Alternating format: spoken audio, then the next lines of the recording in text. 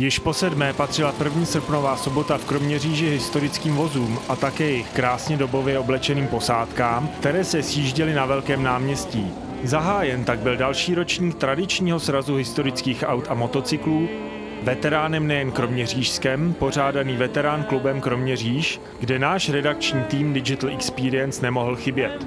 Množství registrovaných vozidel záhy dosáhlo maximálního počtu 120 přihlášených posádek nejen z Moravy a Čech, ale i z blízkého zahraničí, nehledě na mnohdy ještě předválečnou konstrukci automobilových a motocyklových klenotů.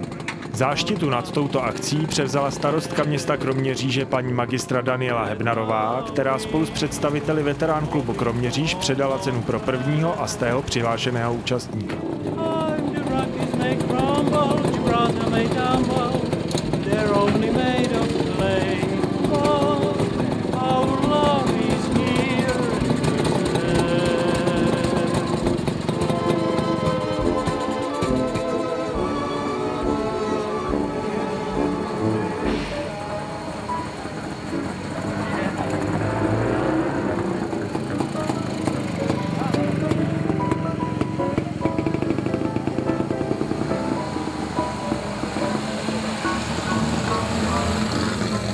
Vítám vás na dnešním srazu veteránů, kdy naše náměstí se proměnilo v živé muzeum. Přeju vám, aby se vám u nás líbilo. Přeju všem, kteří přišli vystavit své železné miláčky, aby se líbili, a nám laikům samozřejmě nezbývá, než se kochat. Akce probíhá projektu Bavte se s námi. Co vás na téhletý akci nejvíc baví? No, mě baví to, že se baví ti ostatní, a to bych hrozně moc chtěla, aby to takto bylo, protože proto jsme to všechno připravovali. A co Kroměříž chystá po celé léto nebo dál do konce roku ještě? Tak já doufám, že se budeme bavit neustále. Samozřejmě nás čekají velké akce, jako jsou dožínky z Zlínského kraje, mezinárodní setkání hudeb, budeme otvírat expozici Karla Kryla, ale každý týden se v podstatě něco děje, tak abychom se nenudili ani my, ani návštěvníci našeho města.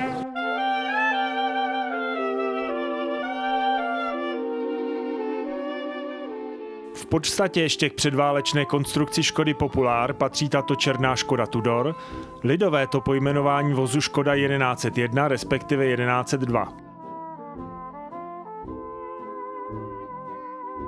Krásně udělaný vůz nese již poválečné prvky, například zapuštěné světlomety, 4stupňovou převodovku nebo moderní palubní desku. Počet vyrobených kusů všech verzí přesáhl 70 000.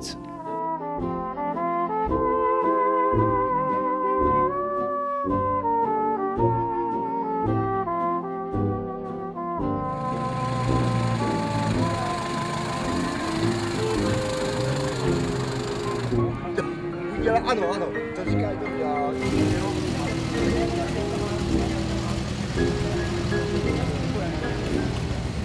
Zde vidíme záběry jedné z mála zachovaných vojenských verzí Škody 1101.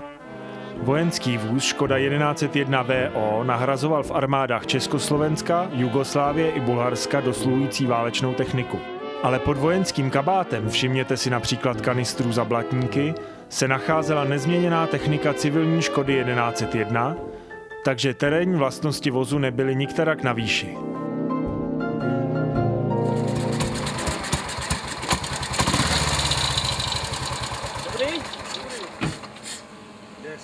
Jaké jsou pocity před startem dnešního dne? No tak trošku nervozita je, nebo nevíme, kam pojedem, a nechám to na manželovi. Určitě, já se zeptám, jestli byste nám mohl popsat váš nádherný vůz. Je to vůz Škoda 1201, rok výroby 1958 po renovaci. Nádherná práce, kde jste k tomu koníčku přišel, nebo co vás přilákalo k tomu nádhernému koníčku? Kdysi, jak jsem oslavil 50, tak mojím snem bylo dělat veterány, tak se tomu teď věnuji. A určitě i s paní, protože paní to nesmírně sluší, opravdu. Jak si to užíváte, ten koníček s manželem? Moc si ho užívám, toho koníčka, akorát, že věčně manžel není doma. Kde nejdál jste byli svým vozem? Myslím, že to byla Bratislava, na Slovensku. Na Slovensku. A které město třeba vás úplně nejvíc dostalo? Je ten Kroměříž. Tady Kroměříž. Jak je to pěkné. Velice se nám tady líbí, jezdíme tu často. Ach, bylo to krásné včera, ty jsi byla samý žert a smích, pak zvážněla si a tmou zapláli dva plamenky v očích tvých. Pak do večerního šera jsem ti šeptal pár slov upřímných a naději mi něžně dávali dva plamenky v očích tvých. Vy jste přijel s takovou krásnou starou Tatřičkou, nablejskanou, opečovanou. Co nám v ní řeknete? Je to Tatra z roku 1927 a je to karoserie typu Weimann, která je charakteristická tím, že je potáhla umělou kůží, žádné oplechování, žádný lak, lakované jsou jen některé díly a v celku je ta karoserie původní, jinak je po generálce, takže jezdí statečně bez problémů, brzdí tady silnice v Moravském kraji. Ale... Říkal jste, že karoserie je z velké části původní. To tedy znamená, že jste ji teda dostal, našel, koupil v nějakém zachovalém stavu, nebo víte něco o jejím příběhu, jako kdo ji měl před vámi, jak to bylo, nebylo? No, tak zachovalá nebyla, byl to vrah, ale podařilo se zachránit hodně věcí pozhánět taky a pochází z Přerova. Mám doklady, kdy byla koupena v Přerově, nějaký obchodník s koloniálním zbožím si to koupil jako nové auto a od té doby zůstává v okrese. A našel jste ji někde ve stodole, na poli, nebo jak jste se vůbec o ní dozvěděl? Jaký máte dlouho? Mám ji asi 20 let už. A tak se to nachází různě přes několik známých, ležela někde v garáži a tak k tomu člověk přijde náhodou.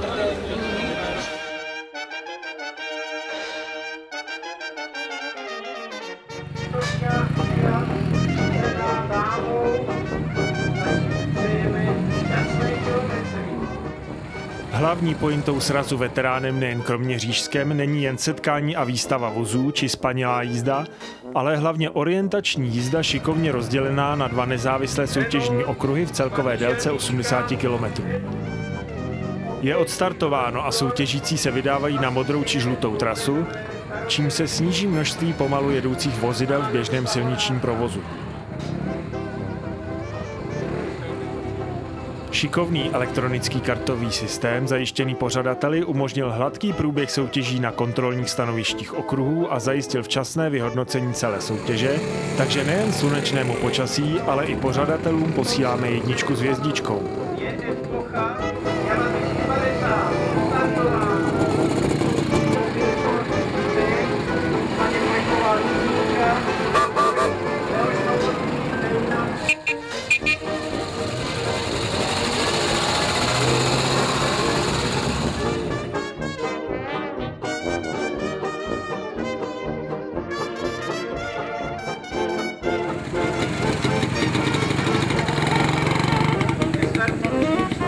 Nádherný Jaguar FK5 pana Vladimíra Kotovníky.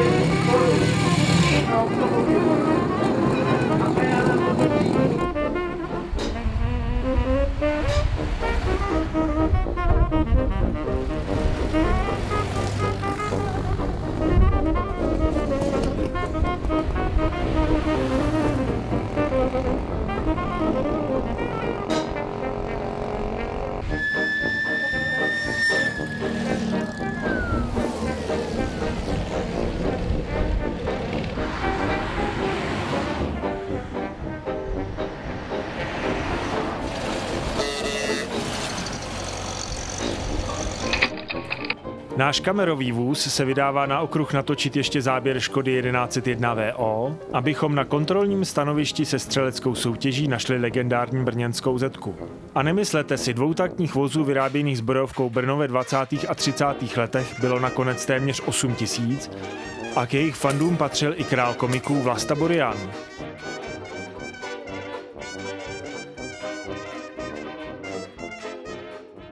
Dobrý den, vy máte autíčko Zbrojovka Brno, vidím.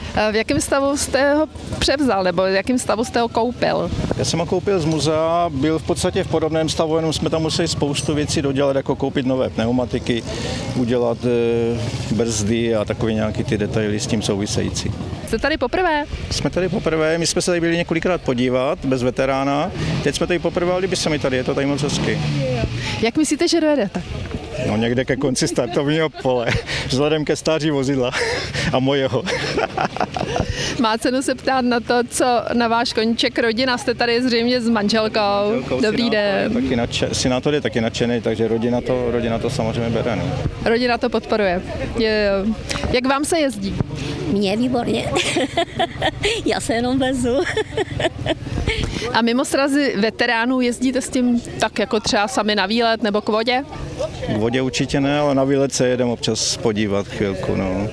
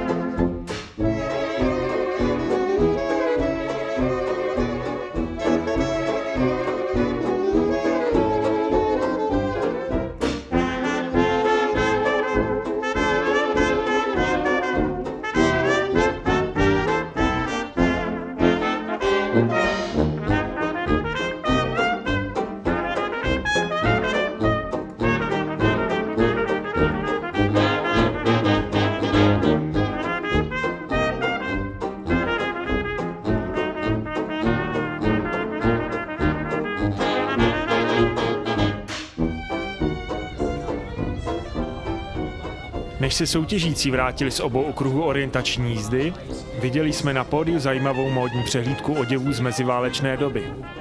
Módní přehlídku, jakožto i celý historický den, doprovodila hudba v podání orchestru Swing Dixie armády České republiky z Olomouce. A projíždějící posádky sbírali další body v dovednostních soutěžích instalovaných na náměstí, kde se redakční kamery už prostě museli věnovat legendě, a to kopřivnickým Tatrovkám, se kterými se vrátíme na obrázky z orientační trasy.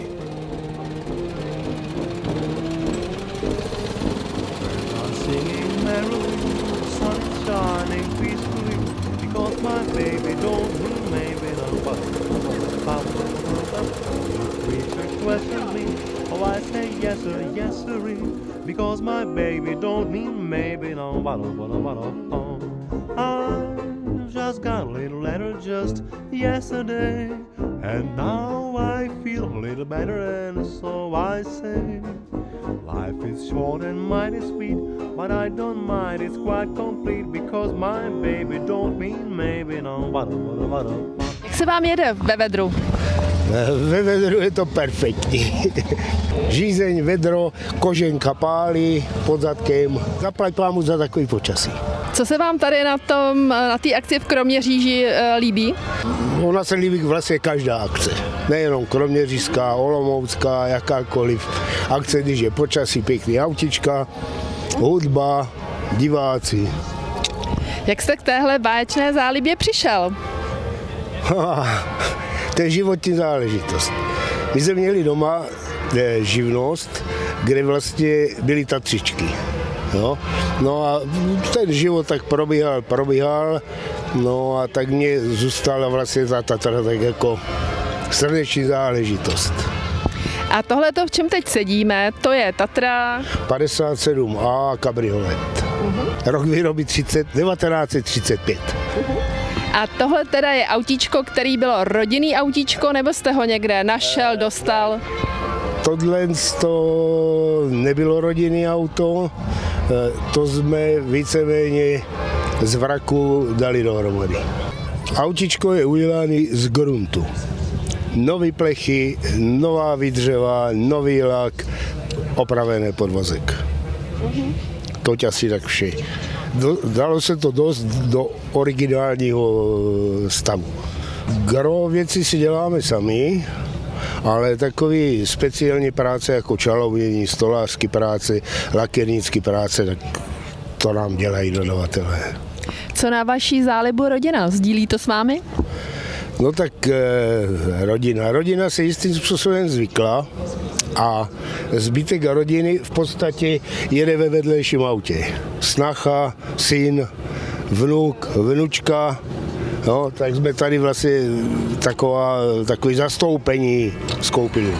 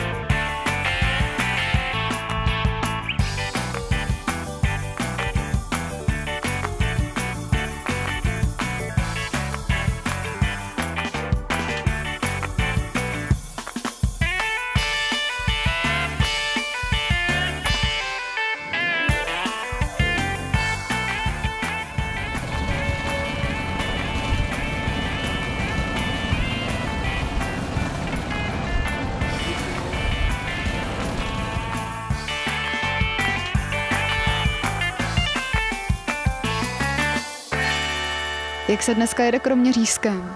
Výborně, teplo, fajn. Raz jsme zabludili, trošku se nám pokazilo auto, ale jinak je to v pohodě. A můžete nám něco říct k vašemu autu, k vašemu vozu? Áno, však kopa veterány Sovietu, které také auta mají, je to Aero 30, rok výroby 35. Tak jsme se vybrali sem na Kroměřížsko. Raz jsem sa tam už išiel, ale teď sa mi auto pokazilo, tak som pred 2 rokmi, pred mestom, tak som sa nedostal, no a teraz sa mi to podarilo. A jak dlouho vás tenhle koníček baví, nebo od kdy se tomu věnujete? No, ja to mám asi 11-12 rokov, že? Tak. Nie, tak ale od 7 rokov sa to asi robilo. Dávalo do poriadku, lebo to bol úplne starý vrak, ktorý teda akože najprv sa musel zháňať súčiastky a dorobiť to úplne, aby to... A potom to dá dohromady, no a teraz sa vozíme. No. A užíváte si to? Áno. Áno, užívame. Jaký emoce u toho prožíváte? Prostě takovou radost nebo nadšení? Tak radosť, no však jasne, lebo ľudia sú takí, že sa usmieva každý, tak vám kýva, zamávate, no tak keď sa to nekazí. Je to pohoda, no je to veľmi pekné, no, presne tak.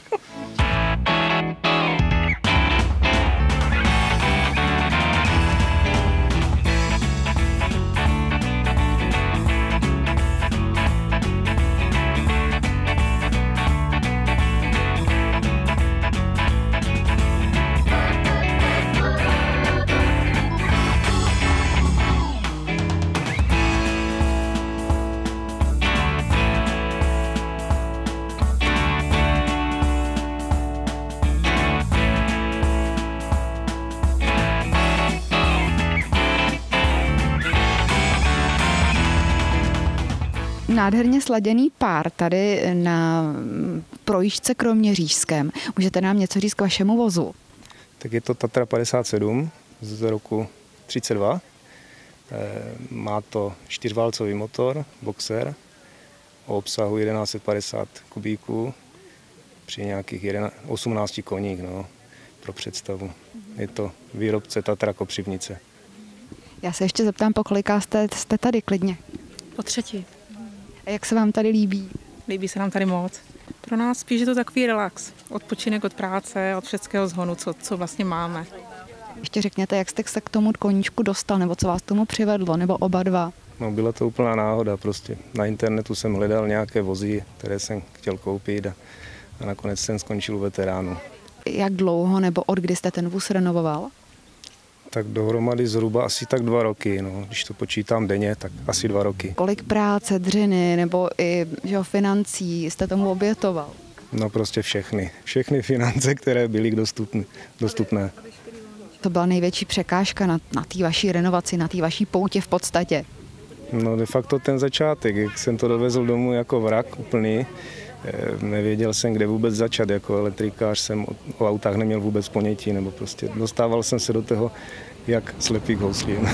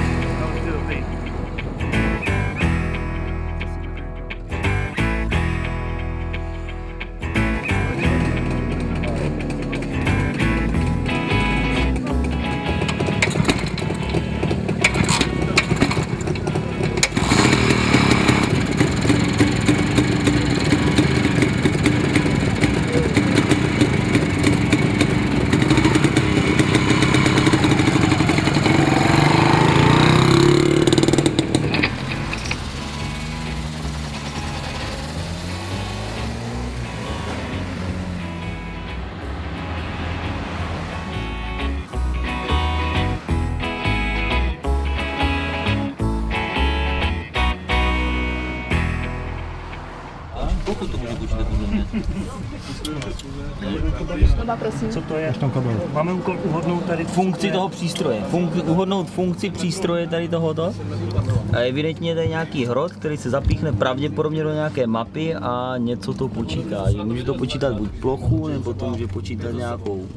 I když jako ta balistická, dívej se, to balistické naklonění, to je taky dost možné. Jako. Na balistiku můžeš určitě výšku.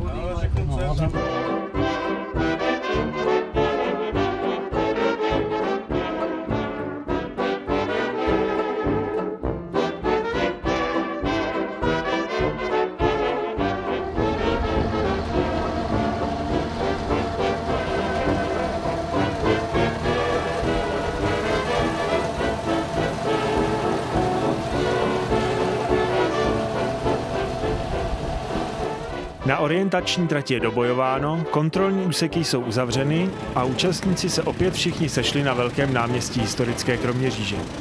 Nastává vyhodnocení soutěží a okamžik slavnostní výjížďky očekávané zpanilé jízdy. Historická vozidla vyjíždějí a my si můžeme shrnout průběh celého sportovně historického dne.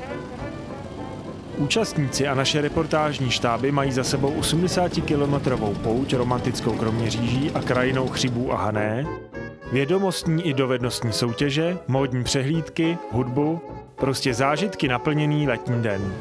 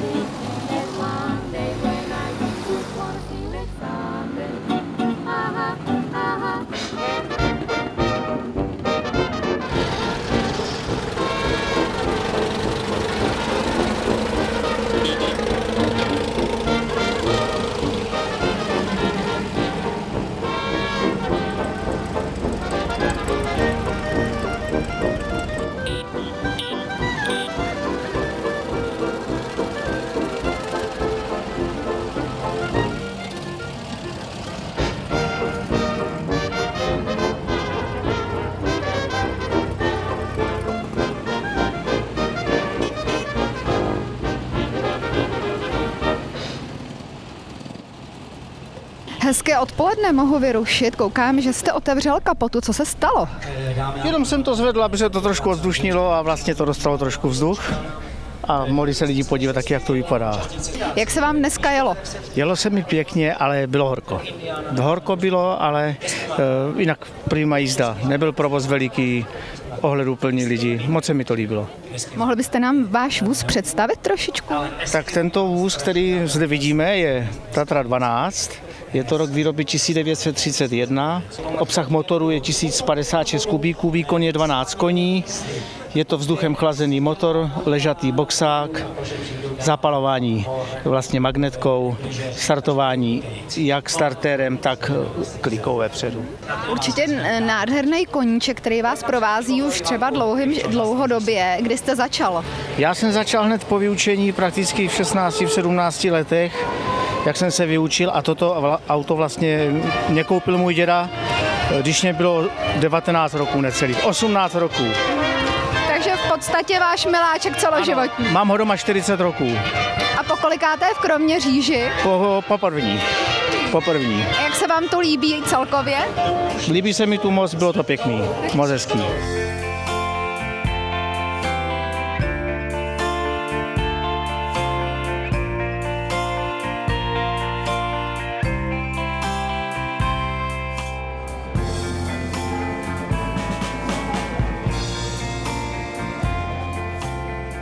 A než se s vámi definitivně rozloučíme, obdivujte se spolu s námi doprovodné výstavě historických závodních motocyklů. Za ně patří dík pánům Kružíkovi a Balážovi. Kdo tedy nakonec nejvíce uspěl? V automobilech do roku 1945 byl nejúspěšnější pan Miroslav Skoupil s Tatrou 12 z roku 1927. Získal 24 bodů. Za ním další Tatry, a to Tatra 12 pana Jiřího Hostaši a Tatra 57A pana Miroslava Skoupila shodně po 17 bodech. V automobilech po roce výroby 1946 je vítězem pan Tomáš Malan s vozidlem Triumph Renoven, který dosáhl 21 bodů. 18 bodů vybojoval pan Miroslav Beran se Škodou 1101 Tudor a také paní Ludmila Kubíčková s Volkswagenem Rogue. V motocyklech do roku výroby 1945 má vítěz pan Stirat Neusser s motocyklem BMW R35 19 bodů, o bod méně má pan Zbyněk Varmuža s motocyklem FN M90A a na třetí místo dosáhl pan Pavel Neusser na motocyklu Ariel 557 SV se 17 body. Vítězem kategorie motocyklů po roce výroby 1946 je pan Jiří Kopeček s legendární Javou 500 OHC a získanými 18 body. Na druhém místě je pan Otto Kročil jezdící na další české klasice, skútru ČZ501 s vozíkem PAV s výslednými 16 body. A na třetím místě je pan Martin Hudka na Nortonu, taktéž se 16 body. Moc vám gratulujeme a řekněte nám, jaký byl dnešní závod. Dnešní závod byl pěkný, tak jak každý rok tady v Kroměříži. Počasí jim vychází až neuvěřitelným způsobem. Vždycky je tu horko. Závod byl připravený pěkně, bez nějakých zádrhelů organizačních, takže já si myslím, že můžou být všichni spokojení. Určitě. A představte nám trošičku váš stroj. No, náš stroj, nebo můj stroj, no tak je to BMW R35, obsah 350 kubických centimetrů, je to z roku výroby, je to rok výroby 1939. Když jste renovoval, co vás třeba nejvíc bavilo, nebo kde jste se nejvíc trápil? Tak nejvíc, s čím jsme se trápili, nebo co nás nejvíc bavilo, to tak nedokážu přesně říct. Velký problém byl sehnat diferenciál tady, který byl úplně zničený na tento motocykl, ale v podstatě zábava je to celou dobu a největší radost je to ke konci, když to člověk začíná oživovat, když to poprvé nastartuje a začíná to seřizovat a probouzet k životu. Doufáme, že se vám, našim divákům, letošní sraz veteránem nejen kroměřížském líbil a těšíte se spolu s námi na další ročník. Vy jste vítězem kategorie autíček do roku 45. Představíte sebe a představíte vaše auto? Tam jmenuji se Miroslav Skoupil a tady vedle mě je syn a s manželkou jsme tady 3. A je to Tatra 12, vyrobená do roku 1928. Podvozek vlastně byl v Kopřivnici, ale byl vyvezen, koupila si to maďarská automobilka karosárna Unitas, jo, a udělala 5 vozidel. Tady to. Jsou dochovaný 2 vozy, jsou dochovaný do dnešního dne. Čili v České republice jsou... jeden kus. Víte, kde je ten druhý? Ne. Je to někde v Maďarsku prostě a to je s Maďarama, nevím, jo, takže nevíme. Můžu se zeptat, znáte příběh toho vozu, čili kde jste ho našel, v jakém byl stavu, a tak, nebo jste ho zdědil? No, ne, v 60. letech se někde prostě zjistilo, že ta automobilka to vyráběla a nějaký maďarští nadšenci se do toho začali pouštět, ale byl to strašně dlouhý příběh, někdy v 80. 90. letech se nějak docholovali se nějaký podvozek, zjistili, protože podle dokumentů je to vlastně všechno kopřivnický podvozek, kopřivnický motor, všechno, ale nástavba vlastně se musela vyrábět záněce, prostě všechno už potom podle papíru vlastně a podle toho, co se vlastně dochovalo. Jako vůz je takový, jako že by karoserie to se nedochovalo, jo. Čili v podstatě vy jste přišel jenom k podvozku a všechno ostatní už bylo? Se muselo vyrábět, ano, jo. Já se tady zeptám vaší paní manželky, jaký to je prostě, když v rodině máte nadšence pro veterán sport? No krásný, ale i náročný, velmi náročný, protože je to časově náročné, i finančně náročné, ale jako určitě zážitek. Nádherná projížďka, dneska nádherný výlet v Bunči, úžasný.